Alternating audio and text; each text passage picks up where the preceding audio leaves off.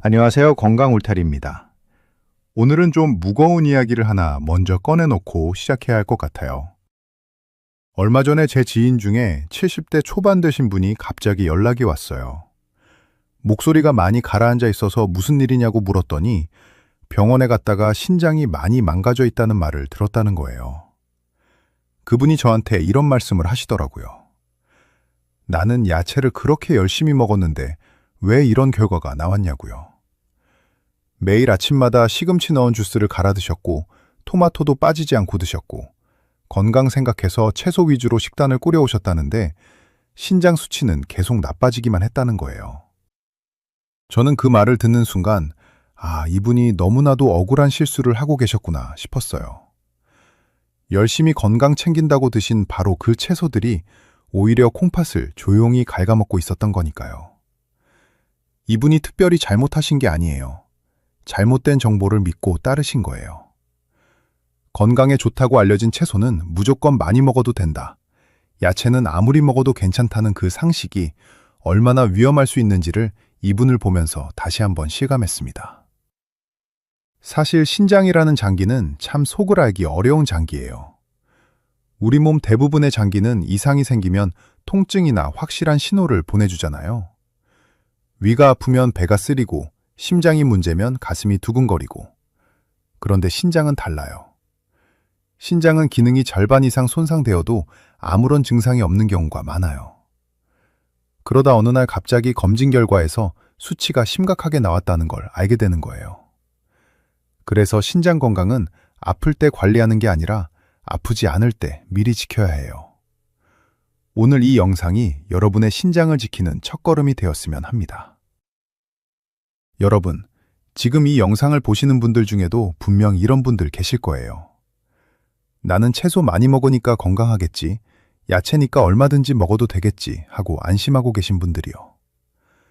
그런데 오늘 제가 드릴 이야기는 그 안심이 얼마나 위험한 착각일 수 있는지에 대한 내용입니다. 신장에 독이 되는 채소가 따로 있고 신장을 살려주는 채소가 따로 있어요. 그 차이를 모르고 그냥 건강하다고 알려진 채소만 무작정 드시다가는 콩팥이 소리 없이 무너질 수 있습니다.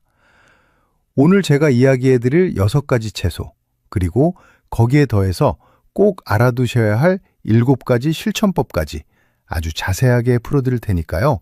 끝까지 함께 들어주시면 오늘부터 당장 냉장고를 다시 정리하실 수 있을 거예요. 자, 시작하기 전에 댓글로 한 가지만 남겨주세요. 지금 평소에 자주 드시는 채소가 뭔지 한 줄만 적어주세요.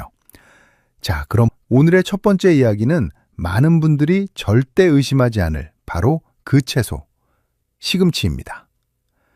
첫 번째, 신장 기능이 떨어진 분들께는 독이 되는 시금치 이야기입니다.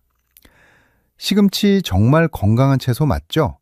철분도 많고 엽산도 많고 뼈에도 좋다고 하니까 어르신들한테 특히 권장되는 채소로 알려져 있잖아요. 그런데 여기서 아무도 잘 말해주지 않는 불편한 진실이 하나 있어요. 시금치 안에는 수산이라고 하는 성분이 아주 많이 들어있는데요. 수산이 우리 몸에 들어가면 칼슘이랑 만나서 수산칼슘이라는 작은 덩어리를 만들어요. 그 덩어리가 어디에 가서 가라앉는지 아세요? 바로 콩팥 안에 가서 자리를 잡아요. 우리 콩팥은 하루에도 무수히 많은 양의 피를 걸러서 불필요한 찌꺼기를 소변으로 내보내는 일을 하는 장기인데요. 이 수산칼슘 덩어리들이 조금씩 쌓이면 나중에는 콩팥 결석이 됩니다. 콩팥 결석 겪어보신 분들이 있으시면 그 고통이 얼마나 극심한지 잘 아실 거예요. 결석이 생기기 전까지는 아무런 신호도 없거든요. 그러다가 어느 순간 갑자기 등 쪽이나 옆구리 쪽에 극심한 통증이 오는 거예요.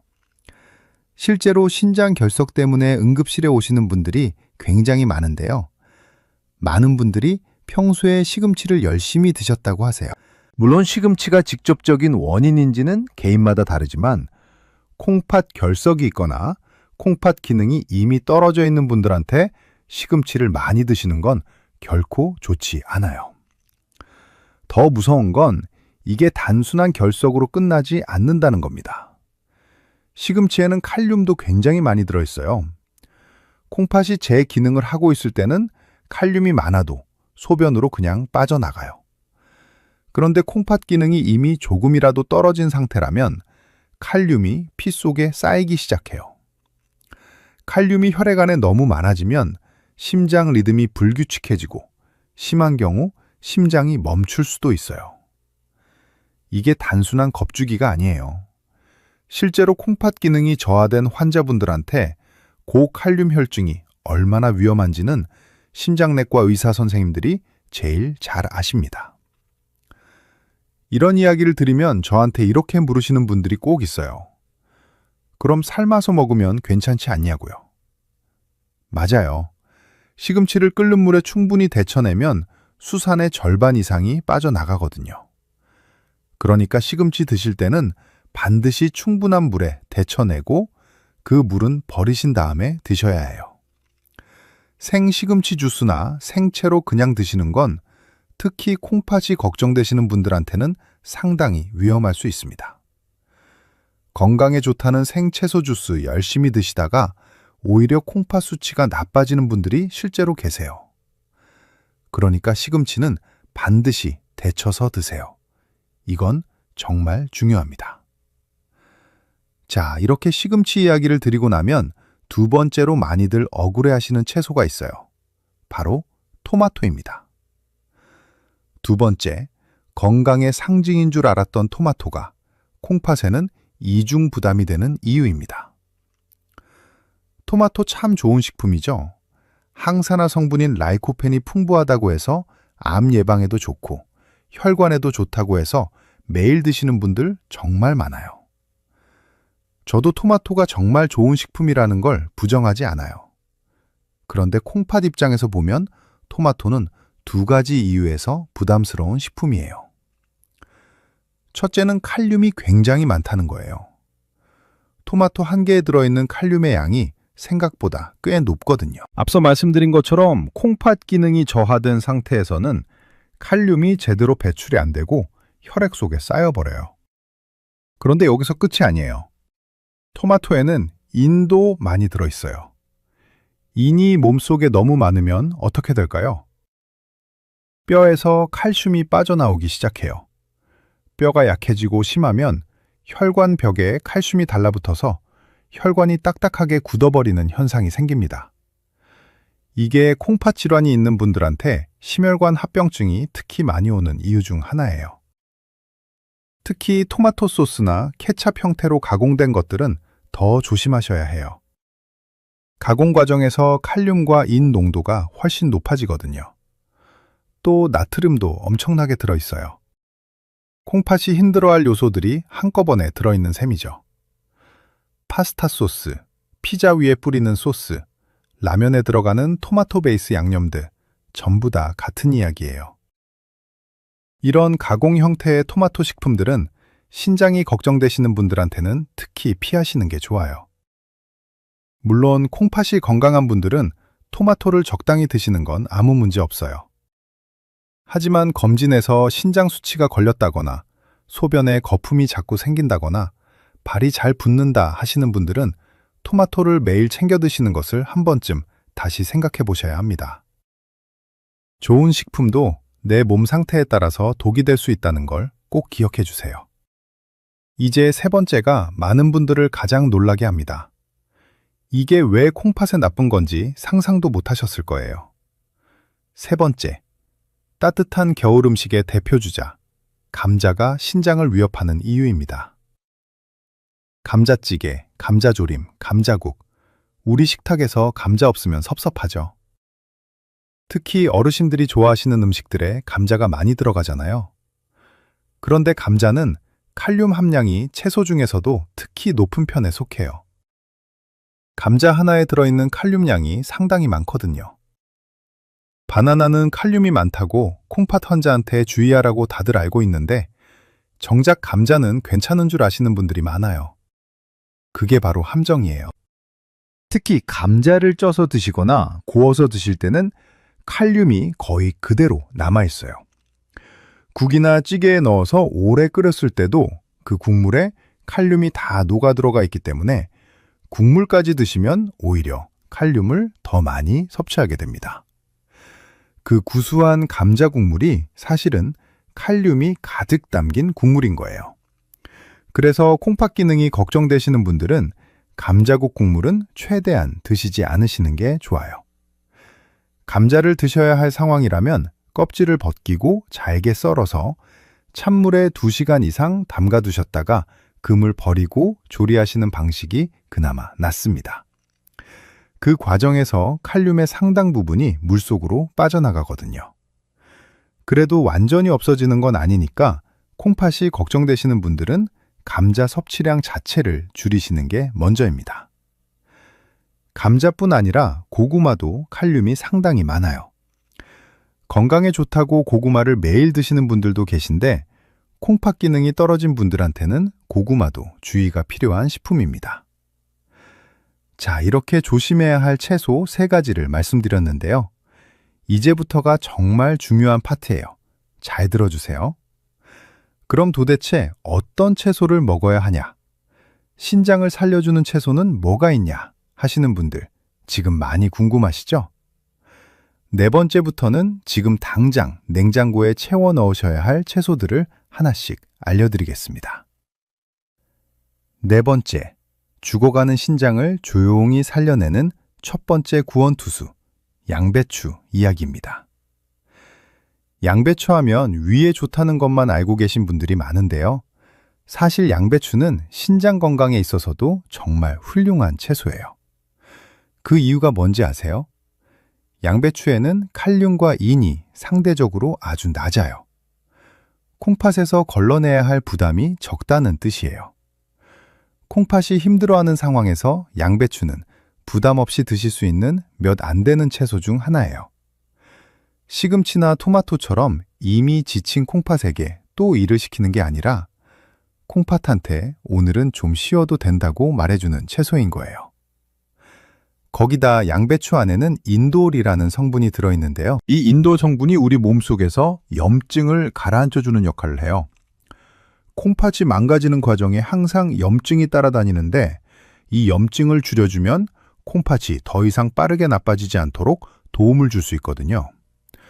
실제로 신장 질환을 연구하는 분야에서 양배추를 신장 보호 채소로 꼽는 이유가 바로 이 항염증 작용 때문이에요. 염증이 줄어들면 콩팥 세포가 더 천천히 손상되고 그러면 남아있는 건강한 신장 세포들이 더 오래 제 역할을 할 수 있어요. 그리고 양배추 안에는 비타민 K, 비타민 C 같은 항산화 성분들도 풍부해서 콩팥 세포가 산화되어 손상되는 걸 막아줍니다. 우리 세포들이 산화된다는 게 쉽게 말하면 세포가 낡고 망가지는 거예요. 그 속도를 늦춰주는 역할을 양배추가 하는 거죠. 양배추는 날로 드셔도 좋고 살짝 쪄서 드셔도 좋아요.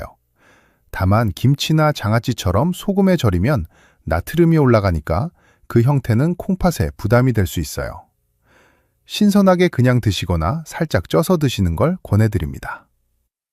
자, 이렇게 양배추가 콩팥의 첫 번째 든든한 우군이라면 5번째는 주방에서 항상 곁에 두어야 할 바로 그 식재료입니다. 5번째, 마늘이 신장을 살리는 원리. 이거 알면 매일 챙겨 드실 겁니다. 마늘은 워낙 강력한 식품이다 보니까 혈압, 혈당, 콜레스테롤 다 좋다고 여기저기서 얘기하죠. 그런데 신장에도 마늘이 이렇게 좋은지는 모르시는 분들이 많아요. 마늘 안에는 알리신이라는 성분이 있어요. 이 알리신이 항균 작용을 해서 우리 몸속에 들어온 나쁜 세균이나 독소들을 제거하는 역할을 합니다. 콩팥은 하루 종일 피를 걸러서 이런 독성 물질들을 없애는 일을 하는데 마늘이 미리 그 짐을 덜어주는 셈이에요. 콩팥이 힘들게 해야 할 일을 마늘이 앞에서 대신해 주는 거죠. 또 마늘은 신장으로 가는 혈관을 부드럽게 유지시켜주는 역할도 해요. 신장이 피를 잘 거르려면 신장으로 들어오는 혈액순환이 원활해야 하는데 마늘이 그 혈관이 딱딱하게 굳거나 좁아지는 걸 막아줍니다. 혈액순환이 잘 되면 콩팥이 더 효율적으로 일할 수 있어요. 실제로 콩팥 기능이 저하된 분들을 대상으로 한 연구에서 마늘을 꾸준히 먹었을 때 혈액 속 염증 수치가 낮아지는 결과가 나온 바 있어요. 마늘은 또한 혈압을 낮추는 데도 도움이 돼요. 혈압과 콩팥은 굉장히 밀접한 관계가 있거든요. 혈압이 높으면 콩팥 혈관에 압박이 가해져서 콩팥이 빨리 망가지고, 콩팥이 망가지면 또 혈압이 올라가는 악순환이 생기거든요. 마늘이 혈압을 안정시켜주면 이 악순환의 고리를 끊는 데 도움을 줄 수 있어요. 마늘은 생으로 드시면 알리신 성분이 가장 활성화돼요. 다만 공복에 생마늘을 너무 많이 드시면 위장이 불편하실 수 있으니까요. 하루에 한두 쪽 정도를 식사와 함께 드시거나 살짝 구워서 드시는 것도 좋아요. 마늘 냄새가 부담스러우신 분들은 요리에 넣어서 익혀 드시는 것만으로도 충분한 효과를 기대하실 수 있습니다. 자, 이제 6번째입니다. 이 채소는 특히 소변이 잘 안 나온다거나 몸이 잘 붓는다 하시는 분들한테 직접적으로 도움이 돼요. 6번째, 콩팥의 배수 기능을 되살려주는 무 이야기입니다.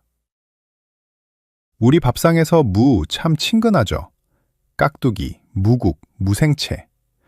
그런데 무가 신장 건강에 왜 좋은지는 잘 모르시는 분들이 많아요.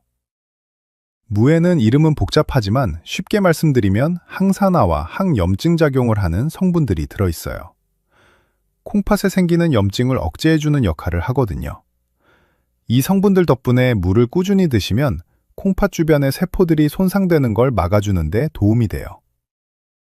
그리고 무는 수분 함량이 아주 높아요. 무 자체가 수분 덩어리라고 봐도 될 정도인데요. 이 수분이 콩팥이 소변을 만들고 내보내는 과정을 도와줍니다. 소변이 잘 안 나온다거나 소변 색깔이 너무 진하다거나 몸이 쉽게 붓는다 하시는 분들한테 특히 무를 권해드리는 이유가 이거예요. 무 속의 수분과 성분들이 콩팥이 노폐물을 소변으로 내보내는 작업을 좀 더 수월하게 만들어주거든요. 무는 칼륨 함량도 상대적으로 낮은 편이에요. 그래서 신장이 걱정되시는 분들도 비교적 부담 없이 드실 수 있어요.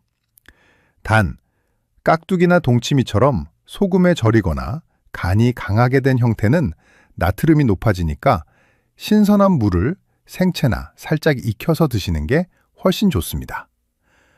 무 채나물을 만드실 때도 소금을 최소한으로 쓰시고 참기름이나 들기름으로 고소하게 무쳐서 드시면 맛도 있고 신장에도 좋은 반찬이 됩니다. 무즙을 내서 따뜻한 물에 조금 희석해서 드시는 방법도 있어요. 이건 특히 소변이 잘 안 나오시는 분들한테 실제로 효과 보셨다는 분들이 계세요. 그리고 무를 선택하실 때 한 가지 팁을 드리자면 무의 윗부분과 아랫부분의 맛이 달라요. 입 쪽에 가까운 윗부분은 단맛이 강하고 아랫부분은 매운맛이 강한 편이에요. 생채로 드실 때는 단맛이 강한 윗부분이 먹기 편하고요. 국이나 탕에 넣으실 때는 어느 부분이든 상관없어요. 싱싱한 무는 들었을 때 묵직하고 표면이 매끈한 게 좋아요. 쪼글쪼글하거나 가볍게 느껴지는 무는 수분이 빠진 거라 신장에 좋은 성분들도 많이 줄어든 상태일 수 있으니까 가능하면 싱싱한 것으로 골라 드세요. 자, 이렇게 신장에 독이 되는 채소 3가지, 신장을 살리는 채소 3가지를 다 말씀드렸어요. 그런데 아무리 좋은 채소도 먹는 방법이 잘못되면 효과가 반감되거나 오히려 역효과가 날 수 있어요. 그래서 7번째로 꼭 알아두셔야 할 실천 원칙들을 말씀드릴게요. 7번째, 신장을 지키는 채소 섭취 원칙. 이것만 알면 절반은 성공입니다. 첫 번째 원칙은 데치는 습관입니다. 칼륨이 걱정되는 채소들은 반드시 끓는 물에 충분히 데쳐내고 그 물은 버리세요. 칼륨은 물에 잘 녹아나오는 성질이 있어서 데치는 것만으로도 칼륨량을 상당히 줄일 수 있어요. 생채소 주스나 즙으로 드시는 방식은 모든 성분이 그대로 농축되어 들어오기 때문에 콩팥에는 오히려 부담이 될 수 있어요. 특히 시금치, 케일, 근대처럼 녹색 잎채소들은 생으로 갈아 드시는 것보다 데쳐서 드시는 게 신장에는 훨씬 안전합니다. 두 번째 원칙은 물을 충분히 마시는 거예요. 신장이 걸러낸 노폐물은 소변을 통해 몸 밖으로 나가야 해요. 수분이 부족하면 콩팥이 아무리 열심히 일해도 찌꺼기를 밖으로 내보낼 수가 없어요.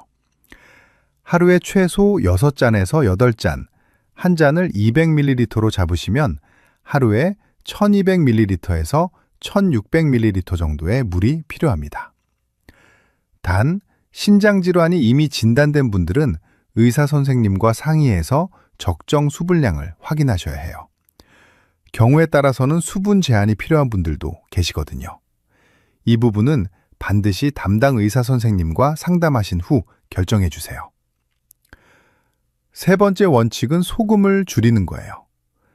아무리 신장에 좋은 채소를 드셔도 간이 너무 강하게 되어 있으면 나트륨이 신장에 큰 부담을 줍니다. 나트륨을 걸러내는 것도 신장이 해야 할 일이거든요. 나트륨이 너무 많이 들어오면 신장이 과부하가 걸리고 혈압도 올라가요. 장아찌, 절인 반찬들을 좋아하시는 어르신들이 많은데요. 이런 음식들을 드실 때는 양을 줄이시고 생채소나 데친 채소에는 간을 최소한으로 하시는 것이 신장을 지키는데 정말 중요한 습관이에요. 드시는 음식 전체적으로 싱겁게 먹는 습관이 약보다 더 중요할 수 있어요. 다섯 번째 원칙은 정기적인 검진을 빠뜨리지 않는 거예요. 앞서도 말씀드렸지만 신장은 문제가 생겨도 오랫동안 증상이 없어요. 그래서 1년에 한 번은 반드시 소변 검사와 혈액 검사를 통해 신장 기능을 확인하셔야 해요. 소변에 단백질이 나오는지, 크레아티닌 수치가 정상 범위인지 이 두 가지만 확인해도 신장이 어떤 상태인지 어느 정도 파악할 수 있어요. 검진 결과지를 받으셨을 때 의사 선생님한테 내 신장 수치가 어떤지 한 번만 물어봐 주세요. 그 한마디가 여러분의 신장을 지키는 시작이 됩니다. 아무리 좋은 채소라도 한 번에 너무 많이 드시면 칼륨이든 인이든 한꺼번에 많은 양이 들어오게 돼요. 콩팥 건강을 위해서라면 종류를 다양하게 하되 한 가지를 과도하게 드시지 않는 게 좋아요. 양배추가 좋다고 하루에 양배추만 엄청나게 드시는 것보다는 양배추도 드시고 무도 드시고 마늘도 챙기시면서 골고루 드시는 것이 훨씬 현명한 방법입니다. 신장 건강은 특정 음식 하나로 드라마틱하게 해결되는 게 아니에요. 여러 좋은 식품들을 적당량씩 꾸준히 드시는 게 결국 가장 강력한 방법이에요. 자, 이제 가장 중요한 질문 하나 드릴게요. 이걸 실천하면 얼마 만에 변화가 나타나냐고요? 솔직하게 말씀드릴게요. 콩팥은 한 번 손상된 부분이 복구되는 속도가 다른 장기보다 훨씬 느려요. 그렇기 때문에 딱 며칠 만에 드라마틱한 변화가 생긴다고 기대하시면 실망하실 수 있어요. 그보다는 신장이 더 이상 나빠지지 않도록 지금 남아있는 기능을 오래 유지하도록 하는 것이 현실적인 목표예요. 일주일 정도 실천하시면 제일 먼저 느끼시는 변화가 있어요. 소변이 예전보다 시원하게 나온다는 느낌, 그리고 아침에 발이나 얼굴이 덜 붓는 느낌입니다. 신장이 조금씩 부담을 덜기 시작하면 몸속에 쌓여있던 수분과 노폐물이 빠져나오면서 몸이 가벼워지는 변화가 먼저 와요. 3주에서 한 달 정도 지나면 피로감이 달라지는 걸 느끼세요. 신장 기능이 조금 회복되기 시작하면 몸속에서 피가 정화되는 속도가 빨라지고 그러면 피로 물질들이 제때 빠져나가게 되거든요. 그래서 예전에 자고 일어나도 개운하지 않다 하시던 분들이 아침 컨디션이 조금씩 달라지는 걸 경험하기 시작해요. 자고 일어났을 때 눈 주위나 손등이 덜 부어 있는 것도 이 시기에 많이 느끼시더라고요. 석 달을 꾸준히 하시면 가장 의미 있는 변화가 찾아옵니다. 병원 검진에서 신장 수치가 이전보다 개선된 결과가 나오는 분들이 계세요. 물론 이미 신장 기능이 심하게 저하된 분들이 채소 조절만으로 드라마틱하게 회복되는 건 아니에요. 하지만 신장이 더 빠르게 나빠지는 걸 막아주고 남은 신장 기능을 최대한 오래 보존하는데 이 실천들이 큰 역할을 합니다. 콩팥은 한 번 손상되면 재생이 어려운 장기예요. 그래서 더 이상 나빠지지 않게 막는 것 자체가 엄청난 성과예요. 오늘 말씀드린 내용을 딱 3줄로 정리해 드릴게요. 시금치, 토마토, 감자는 드실 때 방법을 꼭 따져서 드세요. 양배추, 마늘, 무는 지금부터 꾸준히 냉장고에 채워 넣으세요. 그리고 소금을 줄이고 물을 충분히 마시는 습관. 이게 신장 건강의 기본 중 기본입니다. 이 3문장을 냉장고에 붙여두시거나 핸드폰 메모에 저장해 두시면 어떨까요? 그래야 장 보러 가실 때 떠오르고 밥상 차리실 때 생각나거든요. 지식은 알아도 실천이 안 되면 소용없어요. 실천하는 게 바로 건강이에요. 오늘 이 영상을 끝까지 보셨다면 그 자체가 이미 건강을 향한 첫걸음을 내디드신 거예요. 거기서 한 발 더 나아가서 오늘 장 보실 때 양배추 하나 더 집어드시는 것. 그게 시작입니다. 여러분, 콩팥은 한 번 망가지기 시작하면 되돌리기가 정말 어려운 장기예요. 그래서 아직 크게 문제 없다 싶을 때부터 미리 챙기는 게 중요해요. 그런데 더 중요한 게 있어요. 오늘 말씀드린 내용들은 일반적인 건강 정보이고 이미 신장 질환을 진단받으신 분들이라면 반드시 담당 의사 선생님과 상담하신 후에 식단을 조절하셔야 해요. 콩팥 기능이 얼마나 남아있느냐에 따라서 허용되는 칼륨량이 사람마다 달라질 수 있거든요. 이 영상은 참고용으로 보시되 구체적인 식단 관리는 꼭 전문의 선생님과 함께 하시기 바랍니다. 오늘 영상이 도움이 되셨다면 구독과 좋아요 꼭 눌러주시고요. 주변에 신장 걱정하시는 분들, 채소 많이 드시는데 왜 건강 수치가 안 좋냐고 하시는 분들께 이 영상 꼭 공유해 주세요. 그분들한테 아주 소중한 정보가 될 거예요. 그리고 댓글에 오늘부터 양배추 냉장고에 채웠어요. 혹은 마늘 챙겨 먹기 시작했어요. 하는 한 줄 꼭 남겨주세요. 여러분의 건강한 실천 소식이 저한테는 가장 큰 힘이 됩니다. 이미 구독하신 분들은 알림 설정도 해두시면 놓치지 않고 보실 수 있어요. 오늘도 건강한 하루 되시고요. 지금까지 건강 울타리였습니다.